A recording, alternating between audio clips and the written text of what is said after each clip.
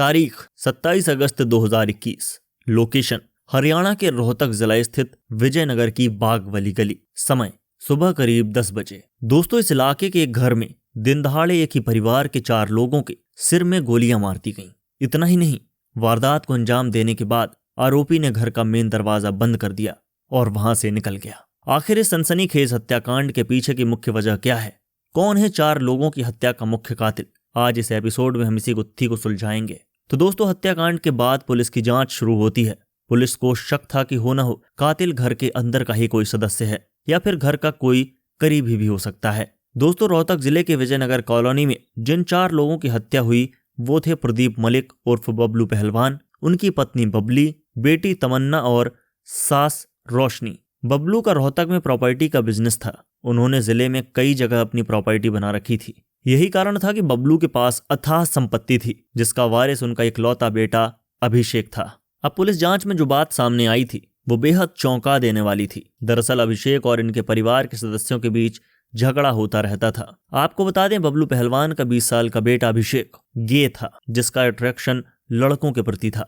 इस बात की जानकारी बबलू और उनके परिवार वालों को पहले से थी। अभिषेक अपने गे पार्टनर कार्तिक के साथ रहना चाहता था, जिससे वो बहुत ज्यादा प्यार करता था। वो अधिकतर समय उसी के साथ व्यतीत करता था। इतना ही नहीं, उसका गे पार्टनर उसके घर भी आता था, जिससे बबलू और उनके परिवार वालों को आपत्ति थी। बबलू ने अपने बेटे को सुधारने की बहुत कोशिशें की, लेकिन शुरू से ही अपनी मर्जी का करने वाला अभिषेक कहाँ सुधरने वाला था। आपको बता दें कि अभिषेक के पिता बबलू ने अभिषेक को केबिन क्रू का कोर्स करने के लिए दिल्ली भेजा था, जहां उसकी मुलाकात कार्तिक से हुई थी। धीरे धीरे ये दोनों एक दूसरे के करीब आए और इन्हें प्यार हो गया। दोनों अपने घर से दूर थे, लिहाजा वो लोग लिव इन में रहने लगे थे। कुछ दिनों के बाद जब वो घर लौटा तो उसका गे पार्टनर भी उसके साथ आया। उसका गे पार्टनर उसके घर पर 10 दिन तक रुका। वहीं उसके साथ संबंध बनाए। उसके साथ वो होटल जाता, गाड़ियों में घूमने जाता, उदयपुर और तमाम जगहों पर उसके साथ आता जाता था। इन सब का खर्च अभिषेक ही उठाता था। उसके परिवार वाले इस बात से काफी खफा रहते थे, लेकिन इकलौते बेटे की मांग के सामने पूरा परिवार सरेंडर कर चुका था। दूसरी तरफ अभिषेक जाट कॉलेज में BA फर्स्ट ईयर का भी स्टूडेंट था। साथ ही वो इंस्टाग्राम पर काफी एक्टिव रहता था, जहां वो बहुत सारे वीडियोस शेयर करता था। वहां भी उसका चाल चलन और हाव भाव लड़कियों के जैसा ही रहता था। परिवार वाले इस बात से बेहद खफा थे। बबलू ने अब उसके घर से निकलने पर भी प्रतिबंध लगा दिया था। हर वो चीज उससे छीन ली गई जिसका वो आदी हो चुका था। घर में अभिषेक से ज्यादा उसकी बहन को तवज्जो दिया जा रहा था, जिसे लेकर अभिषेक अपने घर वालों पे बहुत ज्यादा गुस्सा था। इधर उसका गे पार्टनर भी उससे मिलने के लिए बेताब हो रहा था। उसे भी घर आने पर रोक लगा दी गई थी। दोनों की फोन पर खूब बातें होती थी। फोन पर अभिषेक बहुत रोता था और अपने पार्टनर से कहता था कि मुझे यहां से निकाल लो, मैं अपना जेंडर चेंज करवा कर तुम्हारे साथ लड़की बनकर रहना चाहता हूं। अभिषेक ने अपना सेक्स चेंज कर अपने गे पार्टनर से शादी करने का फैसला लिया था। उसने इसको लेकर अपने पापा से बात की और अपना ऑपरेशन करवाने के लिए उनसे 5 लाख रुपए की मांग की, ताकि वो सर्जरी के माध्यम से अपना जेंडर चेंज करा सके। अभिषेक के इस फैसले से उनके घर वालों ने इस पर आपत्ति जताई और उस दिन अभिषेक की जमकर पिटाई कर दी। इससे अभिषेक का अपने परिवार वालों के प्रति बहुत नफरत भर गई। मन में बदले की भावना पैदा हो गई।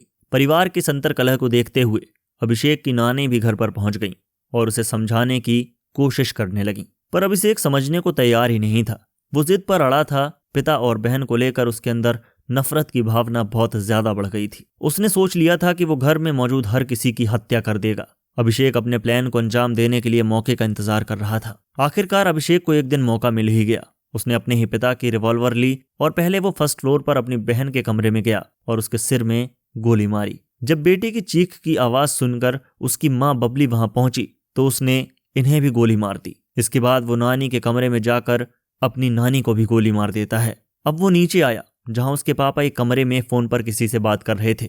उसने अपने पिता को भी 2 गोली मारी। इसके बाद वो घर का मेन दरवाजा बंद कर सीधे एक होटल में पहुंच गया, जहां उसका गे पार्टनर उसका इंतजार कर रहा था। उसने वहां पर एक रूम बुक किया और अपने गे पार्टनर के साथ जमकर पार्टी की। ये दोनों आजाद हो चुके थे। अब इन्हें रोकने वाला कोई भी इस दुनिया में नहीं बचा।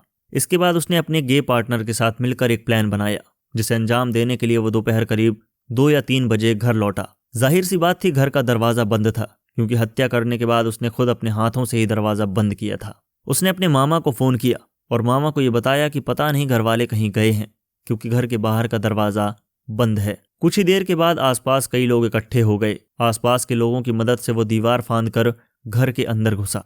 इसके बाद वो रोने धोने की एक्टिंग करते हुए बाहर आता है और वहां मौजूद लोगों से कहता है कि किसी ने उसके घर के सभी लोगों को मार दिया है। थोड़ी देर के बाद ही उसके मामा वहां पहुंचे और पुलिस को इसकी जानकारी थी, लेकिन उसकी बहन अभी भी जिंदा थी। वो गोली लगने के कारण दर्द से कराह रही थी, पर उसकी हालत काफी नाजुक बनी हुई थी। अभिषेक का भेद खुलने ही वाला था, लेकिन कुछ ही देर के बाद अस्पताल में इलाज के दौरान उसकी बहन की मौत हो गई। कुछ दिनों तक तो पुलिस को माजरा समझ नहीं आया। किसी को समझ नहीं आया कि आखिर इकलौते बेटे को छोड़कर हत्यारे ने उसके पूरे परिवार को क्यों खत्म कर दिया। आखिर उसका बेटा उस हत्यारे से कैसे बच गया? कहीं अभिषेक के होटल में होने के कारण वो बचा तो नहीं रह गया? सभी को लगा कि बिजनेस में आपसी रंजिश के चलते बबलू की जान ली गई हो, लेकिन उसके बिजनेस पार्टनर भी उसके अपने परिवार के लोगों के साथ ही था। बबलू के भाई भी प्रॉपर्टी के बिजनेस में ही थे, तो लोगों को लगा कि बबलू के परिवार वालों की जान उसके ही परिवार के लोगों ने ली होगी। इधर अभिषेक की हालत काफी खराब थी। पुलिस उससे पूछताछ नहीं कर पा रही थी।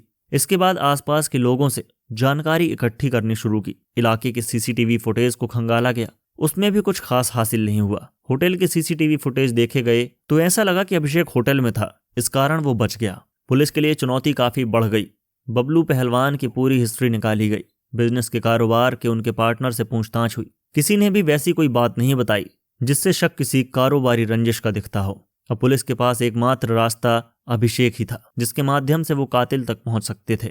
अभिषेक का फोन पुलिस के हाथों लगा। उसमें मौजूद फोटो और कॉन्टैक्ट डिटेल को खंगाला गया तो पुलिस को अभिषेक के बारे में नई जानकारी हाथ लगी। अभिषेक भी अब काफी नॉर्मल सा हो गया था, जिससे पुलिस उससे पूछताछ कर सकती थी।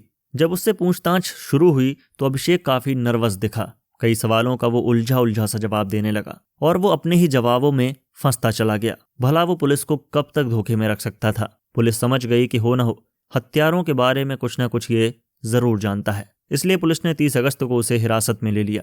पूछताछ में जो बातें सामने आई उसके बाद पूरे गांव वालों के पैर के नीचे की जमीन खिसक गई। अभिषेक ही कातिल निकला। ये बात सभी को ताज्जुब करने वाली थी। पुलिस के मुताबिक उसने अपने ही परिवार वालों की हत्या की। इस बात को उसने कबूल किया। उसने बताया कि रिवॉल्वर उसके पिता की थी, जो कि अवैध तरीके से ली गई थी। उसके पिता ने ही उसे रिवॉल्वर चलाना सिखाया था, लेकिन किसे पता था कि वो बेटा ही किसी दिन उसी रिवॉल्वर से उनकी जान ले लेगा। खैर, पुलिस को सच तो पता चल गया, लेकिन उनके पास अभिषेक के खिलाफ कोई सबूत नहीं थे। अब पुलिस सबूत इकट्ठा करने में लग गई। पुलिस और एफएसएल की संयुक्त जांच के दौरान टीम को ऊपर वाले कमरे में से 2 खाली खोल मिले। जांच के दौरान नीचे के कमरे से 3 खाली खोल बरामद हुए थे। शुरुआती जांच में सामने आया कि कई लोगों ने मिलकर इस वारदात को अंजाम दिया है, लेकिन जैसे जैसे पुलिस की जांच बढ़ती गई मामले से परतें खुलती चली गईं। इसकी तो पुष्टि हो गई कि इस घटना को एक ही व्यक्ति ने अंजाम दिया था और वो था अभिषेक, क्योंकि फॉरेंसिक जांच में किसी अन्य की इन्वॉल्वमेंट सामने नहीं आई थी। इस तरह पुलिस आखिरकार इस नतीजे पर पहुंच गई कि रोहतक के सनसनीखेज हत्याकांड के पीछे कौन था। ये सब तो वो बातें थी जो पुलिस ने मीडिया को बताई, पर अभिषेक के वकील का कहना है कि चूंकि अभिषेक पुलिस के लिए आसान टारगेट था, इसलिए उसे ही निशाना बनाया गया। अब सवाल यह है कि क्या सच में पुलिस ने हत्याकांड में सही से जांच नहीं की, सिर्फ इस बिना पर कि अभिषेक बचा रह गया और वो गे है, इसलिए उसने ही अपने परिवार की हत्या की होगी। ये मानना कितना उचित है? अभिषेक तभी से न्यायिक हिरासत के चलते जेल में बंद है। इस हत्याकांड की जांच एसटीएफ ने पूरी कर ली है, जिसके दस्तावेज कोर्ट में पेश किए गए हैं। फिलहाल इस मामले पर कोर्ट में सुनवाई हो रही है। तो दोस्तों, आज का ये वीडियो आपको कैसा लगा हमें कमेंट में लिखकर जरूर बताएं। धन्यवाद।